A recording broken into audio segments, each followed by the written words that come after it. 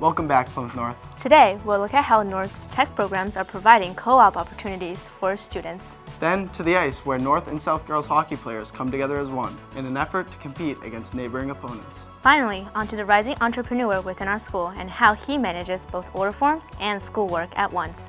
Get ready, Plymouth North. It's time for PNN.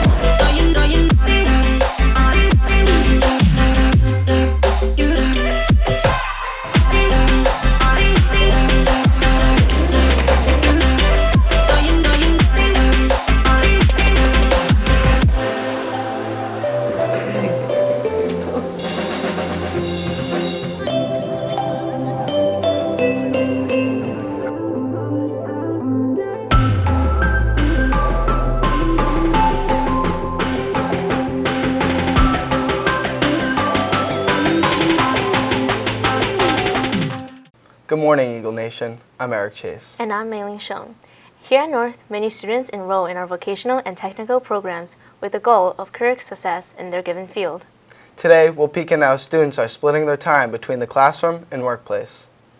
North prides itself in producing high-quality work and students. One group of such students are those in the vocational tech programs, which gives those students classroom experience in numerous fields. But many are unaware of the out-of-classroom experience that can be gained from these classes. In the past few years, Plymouth North's allied health, marketing, engineering, and facilities management programs have embraced the cooperative education program. Cooperative education is a program in which students are able to get hands-on experience in their desired field. This can take the form of internships as well as paid positions. Mrs. Kelleher, the cooperative education coordinator, provides part-time jobs to interested vocational tech seniors. Co-op is an extension of the classroom, and I love it because it really provides a real-life experience for the students. What they learn in the shop is wonderful, but once they get out in the real world, they can apply those, but also expand upon them. So the real-life experience is amazing. Mr. Self, a teacher for facilities management, currently has 3 students employed part-time working on-site for a construction company. Like that, we look at their academics, look at their behavior, their level of responsibility and work ethic, which is very important. We can't send anybody out to the community to work for somebody that's running a legitimate business. Located in Pecasset, Marine Imaging Technologies researches and gathers detailed images of the ocean using top-of-the-line equipment. Senior engineering student Emma Lavin works the center for her co-op position. The classroom can only go so far with your senior project, and you limit yourself because you only have the computer and yourself. But as soon as you bring that outside information, you make so many connections with your boss, with the people at work, and before college even, and after college, you'll have so many connections to go to the workforce or whatever you want to do. Recently new to the co-op opportunities, Eastern Bank is now partnered with North's marketing program. Alex Antonino is a teller at the bank. I definitely recommend it. It gives you a nice opportunity to, like I said, get out in the real world and experience something that you're not going to experience in one of your electives or something. It's just a pretty cool thing to learn. You need to learn about the banking industry. It's very important for everybody. With the cooperative education program expanding its opportunities to various vocational technical programs here at North, be sure to ask Mrs. Kelleher if you have any interest. Reporting for PNN, I'm Bob Murray. Thanks, Julie and Bobby. It's truly great to see students out in the work field beyond the walls to better their academic and occupational futures. The animal shelter system along the South Shore makes a worthwhile effort and commitment to give animals the best care possible. Oliver and Jason provide a new perspective on these shelters.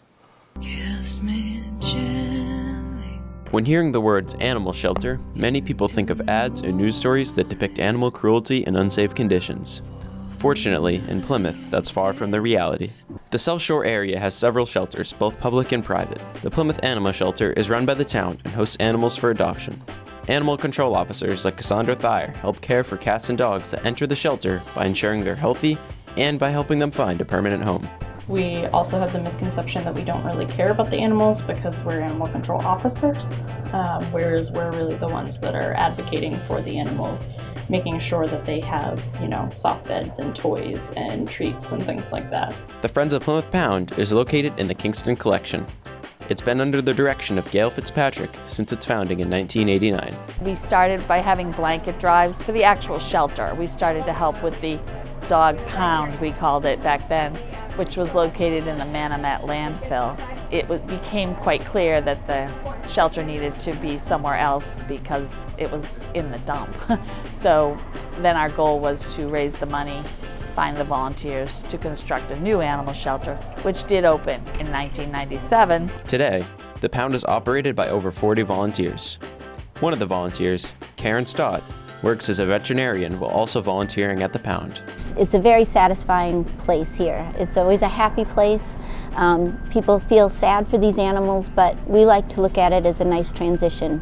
We're not a home, but we give them as much love as we can, and they're always fed and well cared for until they find that forever home. The happiest moment is when they're adopted.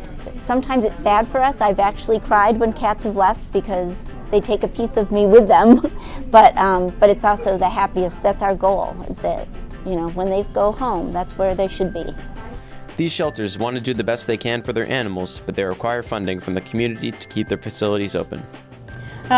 Cleaning supplies are always good and always helpful. Many shelters will look for that, or even little things like treats, toys for the animals, things like that. Any surplus that we get, we do transfer to other rescues. That way we kind of spread the ball. Donations of food are always appreciated, anything, because we are an all-volunteer organization. There's nobody paid here.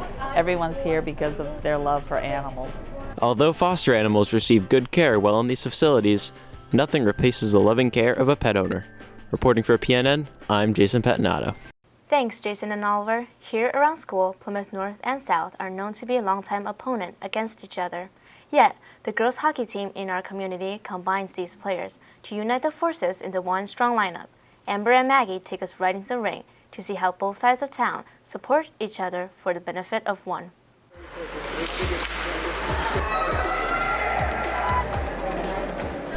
The sports rivalry between Plymouth North and South is deeply rooted and stretches back for years. Every time the schools go head-to-head, there is a clear division in the bleachers. The girls' hockey team, however, brings new energy to the district, uniting the community behind the combined North and South team. Although the reason for the combined team is the lack of interest from each individual school, the players have helped build a bridge between North and South. They, the more you can get them to treat themselves like a family instead of a team, the smoother it goes. And if they all are on the same page where we want to just win the hockey game, it works pretty well. Together, the team conquers everything from early morning practices to late night games and have formed unlikely and strong friendships. I think that we're able to play together a lot better and just play with the kids we've grown up with, and it's allowed a lot of us to become closer and have the parents come together and support one team. And even when the boys teams come, they're forced to support one team rather than sitting in the two different fan sections. So when the fan sections show up, they're a lot bigger than they are for one team or the other. Anna Mento, a team captain, believes the team is stronger together as they fight for the common goal of winning the game. I think it's a good idea only because we have a lot of great South players and a lot of great North players. Having us combined is kind of a powerhouse. It's just kind of nice because the schools don't really have a lot in common other than being rivals and enemies. I think it brings a lot of different skill factors in, being able to combine the two different sides rather than just having one side of it. We know that we're all in it for the same goal, and we're not trying to be oh, I'm from South or I'm from North. We're just all hey, we want to go out there and win and make it to tournament. Plymouth North and South's combined girls hockey team is comprised of skillful players and even stronger connections. Reporting from PNN, I'm Maggie Mallon. Thanks, Maggie and Amber. Next to the kitchen with Nolan Nana, the owner and founder of Nolans Nana Bread. Sam and Justin have more on this unique venture.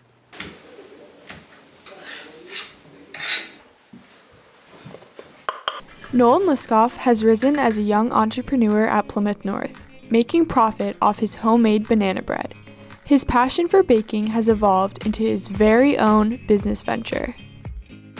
I started baking really young age, every Sunday morning, my mom made banana bread, and I would wake up and it just came downstairs and it smelled so good.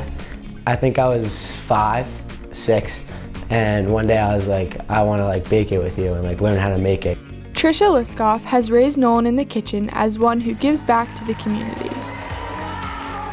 So I had just a very basic family recipe and taught him one day, and he took it and he ran with it. That basic recipe that we started with a few years ago, only he knows the recipe now. It's more than bread, like you'll feel good when you eat this bread, and it's just happiness, and to me that's what makes it special. Ms. Schramm leads her students in the marketing program, teaching them the fundamentals of the business world. It's hard to start your own business. And sometimes you can start a business and you get a flurry of activity and then it all dies out.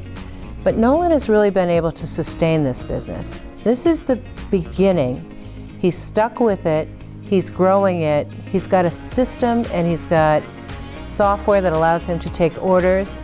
Nolan sells his banana bread at $3 for 1 loaf and $5 for 2. Because we were getting so many orders, we had to sort of take a step back to get licensed and make sure we had our ServSafe certification and make sure everything was in order. Nolan gives part of his profits to the Best Buddies program, a club he has immersed himself in since freshman year. Like I love like helping out and making everyone else feel better about themselves, and you know, they feel great about themselves when I do that, and I just love spreading happiness, like I said. That's what it's about.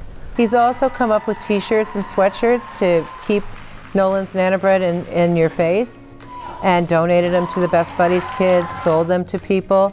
So he's really working a marketing angle that's fun and fresh. Like bread in the oven, Nolan's career is on the rise. To place an order, follow the Nana Man on Instagram at Nolan's Nana Bread. Reporting for PNN, I'm Sam Larson. Wow, that story was bananas. Well, thank you, Sam and Justin. Remember, you can place your orders directly through Nolan's Google order form on his Instagram page. Now, let's find out what students would do with a healthy sum of cash. Our editors, Sam, Zach, and Caroline, take you to the halls to listen in on what you would do with $5,000. I'm buying me lightsabers like $200 a piece. I'm buying me and all my friends lightsabers, and we're going out around Plymouth fighting each other. It doesn't matter who you are, we're getting lightsabers. So I would buy 5,000 bottles of water to help everyone that needs water. Make my own candy store at home. I don't want to say take a vacation, but I think I'd probably fix some stuff around the house that needs fixing.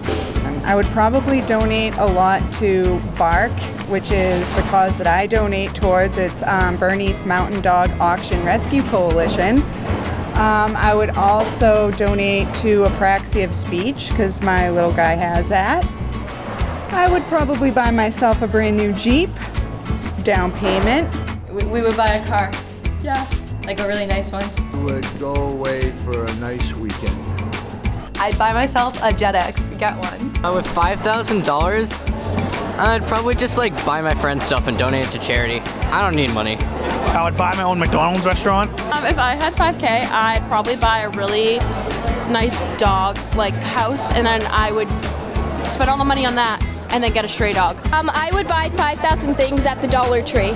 With $5,000, I would I'd buy a lot of oranges. What would I do with $5,000? I would first put it into a mutual fund. Okay. Second, I mean it's only $5,000, so that would probably be my only thing I'd do with it, is to put it in a mutual fund. So I'd invest most of it, and then I'd leave $200 and I'd buy a lightsaber from Disney World. That's what I'd do. A new car. I want a log cabin on the lake with a jet ski, a big log cabin. $5,000? And a sports car. There we go. Yeah. Tap into our Twitter and Instagram pages to comment on what you would do with $5,000. Get ready, Plymouth North. It's time for news and notes. Senior Fest t-shirts are available for $20 starting on March 1st. Reminders for seniors who want to perform during class day. The audition is coming up on March 20th. Need class apparel? Visit the Plymouth North High School school store or visit the website. If you haven't purchased your yearbooks yet, please see Mrs. Gainier or Miss Gill. I hope you remember to get those suits and skirts dry cleaned, DECA students. Those who qualify for the state competition will leave today. Good luck to all of our students competing. The junior class basketball tournament is today in the gym after school from 6 to 8 p.m. All are welcome to attend. Attention to all spring sport athletes. Meet the Coaches Night is on Monday, March 2nd. And that's it for this episode of PNN. Make sure to follow us on all our social media pages. We'll see you back soon as we gear up for the spring season.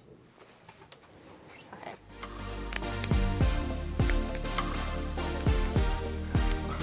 Okay, wait, hold up. Wait, so is this gonna be an end? No, this is going to be the end. Okay. This is so awesome.